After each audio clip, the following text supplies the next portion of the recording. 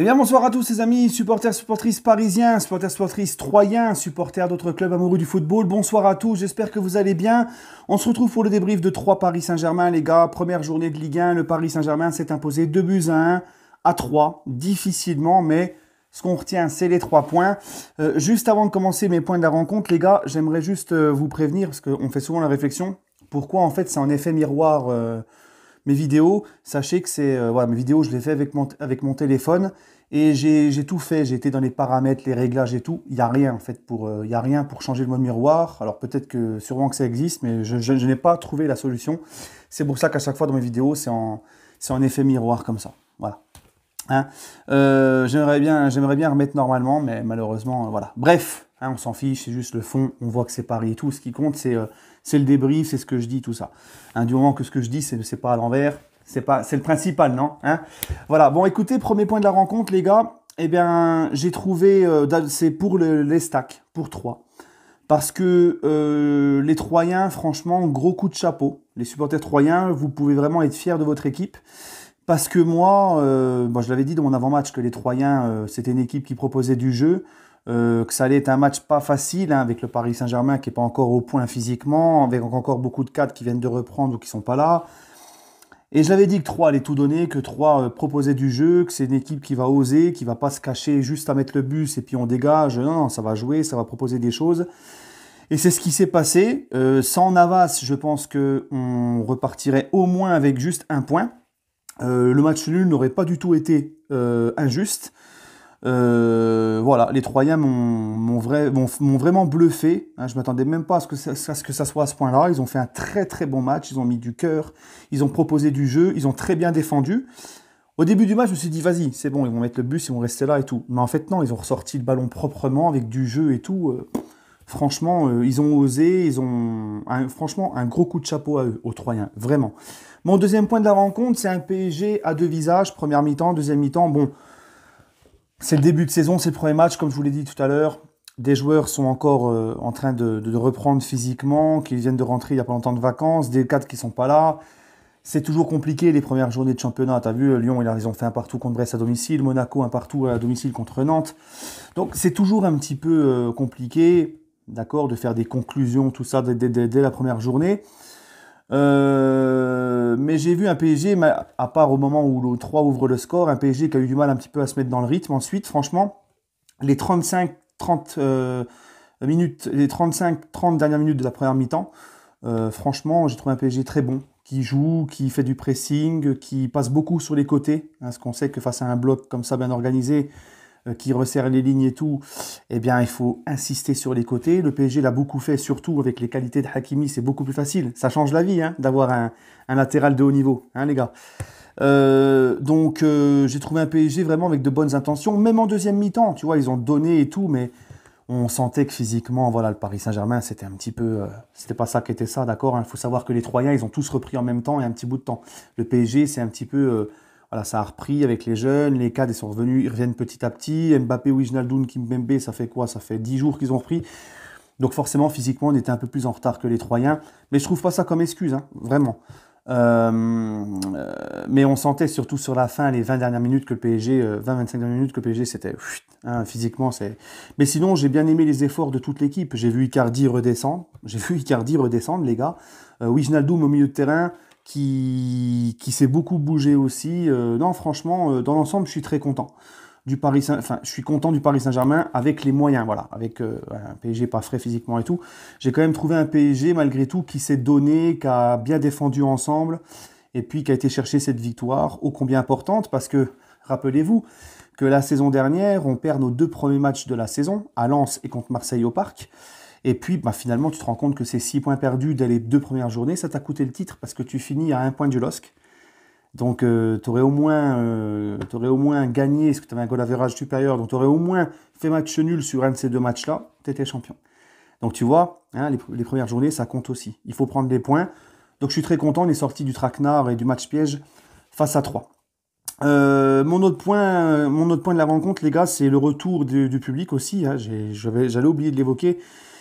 Quel plaisir de revoir les ultras. Alors bon, il y a 2-3 abrutis qui ont lancé des projectiles sur un joueur de l'Estac, mais bon, dans l'ensemble, quel plaisir. Hein. Et puis franchement, on entendait que les ultras parisiens. Qu'est-ce que ça fait plaisir de revoir ça, les gars, après une saison dans des matchs à huis clos. Mon autre point, Achraf Hakimi. Parce que j'en ai parlé tout à l'heure, et Hakimi, franchement, les gars, très gros match. Très bon défensivement, très bon offensivement. Franchement, vous avez vu les passes qu'il fait un petit peu comme ça, tu t'y attends pas, il te fait des passes, tu te dis, waouh, comment il voit le jeu à l'avance, comment il surprend, comment il se donne. Franchement, c'est pareil, Hakimi, il va monter en puissance. C'est du très très lourd. Hein. Et le but qu'il met, les gars, le but qu'il met, franchement, on va se régaler avec Achraf Hakimi. Donc très content, hein, Hakimi, les gars, je l'avais dit. Et ouais, Hakimi, il rigole pas. Hein, ça a été élevé au Loubia, à la Harira. Hein, Loubia, Harira, le Addes, hein, les lentilles, le djej, tout ça, tu vois, c'est costaud, c'est un Maghribi, tu vois. Voilà les gars, donc franchement très content. Achraf, il a fait un match magnifique. Mon autre point de la rencontre, c'est Icardi, parce que Icardi, malgré tout, il met son but, il a quand même fait des efforts, beaucoup plus que face au LOSC où il m'avait énervé. Voilà, moi c'est ça que je veux attendre d'Icardi. On sait qu'Icardi, c'est pas un joueur qui va participer beaucoup au jeu, c'est un mec de surface, tu vois.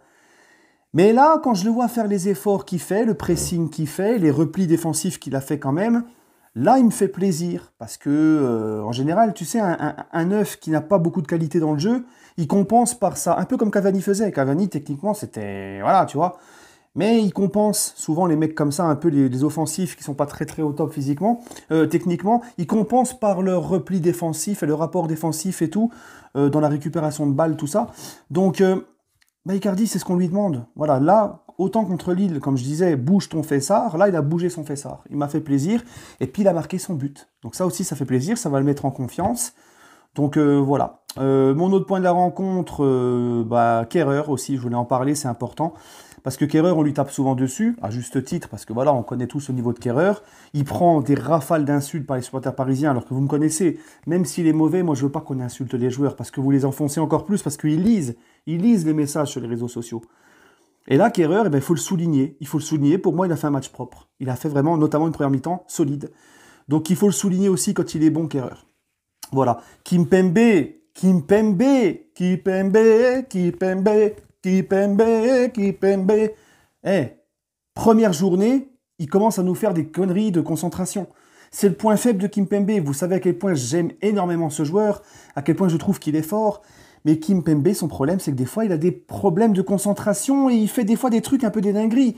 Qu'est-ce que tu essaies de faire avec le ballon? Tu perds la balle, il y a corner, c'est sauvé par Kehrer. Et puis derrière, il y a le but. Donc voilà, Kimpembe. Hein. Il nous coûte déjà un but, le Presco, avec ses conneries.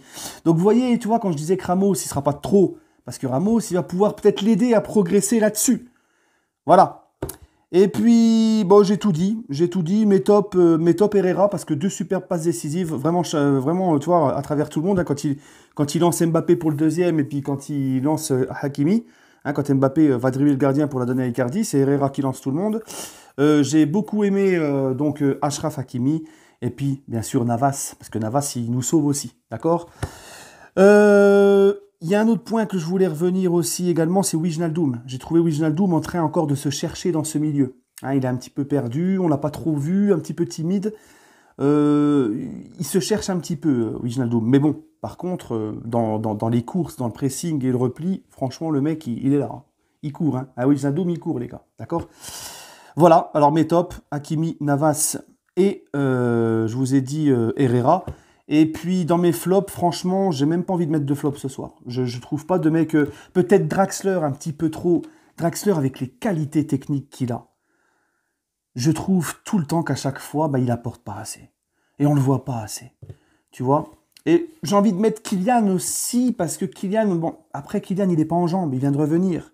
Mais Kylian, beaucoup de mauvais choix, beaucoup de mauvaises passes et tout. Mais bon, il fait quand même sa passe décisive. Et puis, il s'est quand même montré dangereux sur 2-3 occasions, 2-3 débordements. Je vais m'arrêter juste à Draxler. Kylian, il faut savoir qu'il vient de revenir aussi. Voilà les gars. Écoutez, on va quand même pas faire... C'était pas un match exceptionnel, mais voilà, il faut tenir compte aussi des circonstances. Et puis malgré tout, on remporte les 3 points. Et dernière chose aussi que je voudrais dire. Hein, les gens, tous les benets sur Twitter, les réseaux sociaux de supporters parisiens qui écoutent des charlots qui n'ont pas d'infos et qui se fient à tout ça, hein, des mecs qui racontent n'importe quoi sur le club, qui demandait la démission de Leonardo. Vous avez vu Leonardo, le mercato qu'il te fait là. Et vous avez vu aussi Leonardo qui n'est pas venu à 3, qui a annulé parce qu'il est à fond en train de travailler avec Nasser sur le dossier Messi. Hein. Donc ces gens-là qui nous disent que Leonardo il fait rien, il sert à rien, qu'il faut qu'il se casse. Vous avez vu un petit peu maintenant, on les voit plus ces gens-là. Mais c'est bon de leur rappeler un petit peu les choses.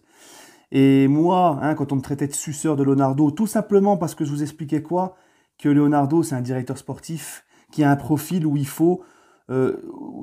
lui faut un club avec de gros moyens. Leonardo, il n'est pas fait pour les mercatos au rabais comme l'été dernier, où il fallait faire très attention avec le fair play financier et le Covid, tout ça. Hein, la saison dernière, l'été dernier, là, où il y a eu, les premières pertes du Covid, où il y a eu encore le fair play financier. Et là, cette année, les Qataris peuvent faire péter la CB. Ben, Leonardo, regarde ce qu'il te fait. Hein? Parce que dans tous les transferts, il a sa part de travail, Leonardo. Hein? L'agent Wijnaldum l'a dit, Ramos l'a dit aussi. Et puis Messi, pour Messi, c'est pareil. On apprend qu'il est au charbon avec Nasser. Là. Tu vois, c'est un travail d'équipe. Il en fait partie, Leonardo. Donc voilà, tous ceux qui voulaient son départ, eh ben, voilà. Bref, allez, prenez soin de vous, les amis, et allez Paris.